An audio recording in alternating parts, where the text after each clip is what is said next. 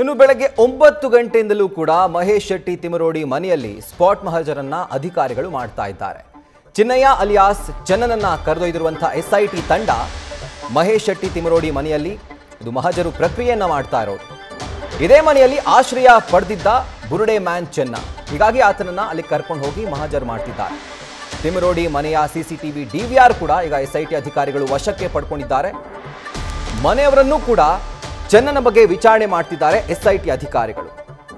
ಇಷ್ಟು ದಿನಗಳ ಕಾಲ ಏನೇನಾಗಿತ್ತಲ್ಲ ಬೆಳವಣಿಗೆ, ಅದೆಲ್ಲದರ ಕುರಿತಾಗಿ ಮಾಹಿತಿಯನ್ನು ಕಲೆ ಹಾಕ್ತಿದ್ದಾರೆ. ಅದರ ಜೊತೆಗೆ ಎಷ್ಟು ದಿನಗಳ ಮೊದಲು ಚಿನ್ನಯ್ಯ ನಿಮ್ಮ ಮನೆಗೆ ಬಂದಿದ್ದ, ಆತನ ಜೊತೆಯಲ್ಲಿ ಇನ್ನು ಯಾರ್ಯಾರು ಮನೆಗೆ ಬರ್ತಾ ಇದ್ರು, ಈ ರೀತಿಯಾಗಿ ಸಂಪೂರ್ಣ ಮಾಹಿತಿಯನ್ನು ಎಸ್ಐಟಿ ಅಧಿಕಾರಿಗಳು ಕಲೆ ಹಾಕ್ತಾ ಇದ್ದಾರೆ.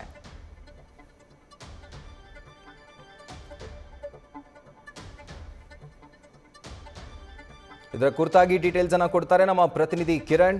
ಈಗ ಯಾವೆಲ್ಲ ಪ್ರಕ್ರಿಯೆಯನ್ನ ಮುಗಿಸಿದ್ದಾರೆ, ಏನೆಲ್ಲ ಪ್ರಶ್ನೆಗಳನ್ನ ಕೇಳ್ತಿದ್ದಾರೆ ಒಂದು ಮಹಜರು ಪ್ರೋಸೆಸ್ನಲ್ಲಿ? ರಾಹುಲ್, ಎಸ್ಐಟಿ ಅಧಿಕಾರಿಗಳು ಈಗ ಮನೆಯಲ್ಲಿ ಯಾರಿದ್ದಾರೆ ಅವರ ವಿಚಾರಣೆ ನಡೆಸ್ತಾ ಇದ್ದಾರೆ. ಈಗಾಗಲೇ ಶೋಧ ಕಾರ್ಯ ಅವನ ರೂಮಲ್ಲಿ, ಅಂದ್ರೆ ಮಹೇಶ್ ಶೆಟ್ಟಿ ತಿಮರೋಡಿ ಅವರ ಮನೆಯಲ್ಲಿ ಆತ ಇದ್ದ ಏನು ಕೊಠಡಿ ಇದೆ, ಆ ಕೊಠಡಿಯಲ್ಲಿ ಆತನ ವಸ್ತುಗಳನ್ನ ವಶಕ್ಕೆ ತಗೊಂಡಿದ್ದಾರೆ.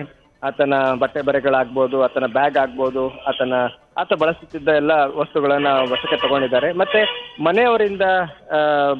ಮನೆಯವರಿಗೆ ಪ್ರಶ್ನೆಗಳನ್ನ ಕೇಳ್ತಾ ಇದ್ದಾರೆ. ಏನಂತ ಹೇಳಿದ್ರೆ, ಈತ ಚೆನ್ನನ ನೀವು ನೋಡಿದ್ದೀರಾ, ಇಲ್ಲಿ ಇದ್ನ, ಎಷ್ಟು ದಿನ ಇದ್ದ, ಯಾವಾಗ ಬಂದಿದ್ದ, ಏನೆಲ್ಲ ಮಾಡ್ತಾ ಇದ್ದ.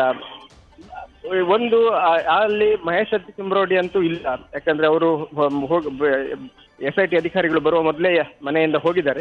ಈ ಹಿನ್ನೆಲೆಯಲ್ಲಿ ಅವರನ್ನ ಸಂಪರ್ಕಿಸುವಂತಹ ಕಾರ್ಯ ಕೂಡ ನಡೀತಾ ಇದೆ. ಆದ್ರೆ ಈ ಮನೆಯಲ್ಲಿ ಯಾರಿದ್ದಾರೆ, ಅವರ ಪತ್ನಿ ಮಹೇಶ್ ಶೆಟ್ಟಿ ತಿಮರೋಡಿ ಅವರ ಪತ್ನಿ, ಹಾಗೇನೆ ಪುತ್ರಿ, ಹಾಗೇನೆ ಅಲ್ಲಿದ್ದವರು ಯಾರು ಕೆಲಸ ಮಾಡ್ತಾರೆ ಅವರನ್ನ ವಿಚಾರಣೆ ಮಾಡಿ ಅವರ ಹೇಳಿಕೆಗಳನ್ನ ಕೂಡ ಪಡಿತಾ ಇದ್ದಾರೆ. ರೈಟ್ ಕಿರಣ್, ಈಗ ನನ್ನ ಮುಂದಿನ ಪ್ರಶ್ನೆ ಏನು ಅಂತಂದ್ರೆ, ಈಗ ಮಹೇಶ್ ಶೆಟ್ಟಿ ತಿಮರೋಡಿ ಅವರು ಮನೇಲಿ ಇಲ್ಲ ಅನ್ನುವಂಥ ಮಾಹಿತಿಯನ್ನ ಹೇಳಿದ್ರಿ. ಒಂದು ವೇಳೆ ಮುಂದಿನ ದಿನಗಳಲ್ಲಿ ಇವರು ಆ ಮನೆಯಲ್ಲಿದ್ದಂಥ ಒಂದು ರೀಸನ್ ಏನಿತ್ತು, ಅಂದರೆ ಆ ಕಾರಣ ಏನಿತ್ತು, ಅದರ ಕುರಿತಾಗಿ ಎಸ್ಐಟಿ ಅಧಿಕಾರಿಗಳು ಇಬ್ಬರನ್ನು ಕೂಡ ಮುಖಾಮುಖಿ ಕೂರಿಸಿ ಇನ್ವೆಸ್ಟಿಗೇಷನ್ ಮಾಡುವಂಥ ಸಾಧ್ಯತೆ ಇದೆಯಾ?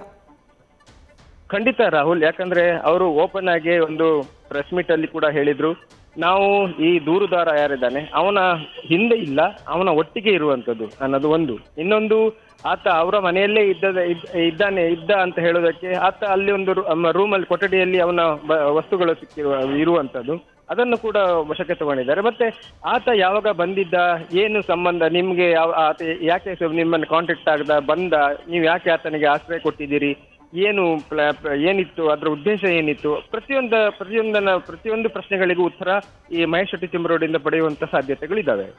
Rahul. Right Kiran, thank you ಡೀಟೇಲ್ಸ್ಗೆ. ನ್ಯೂಸ್ ಫಸ್ಟ್, ನಿರ್ಭೀತಿಯಿಂದ ನಿಮ್ಮ ಪರವಾಗಿ.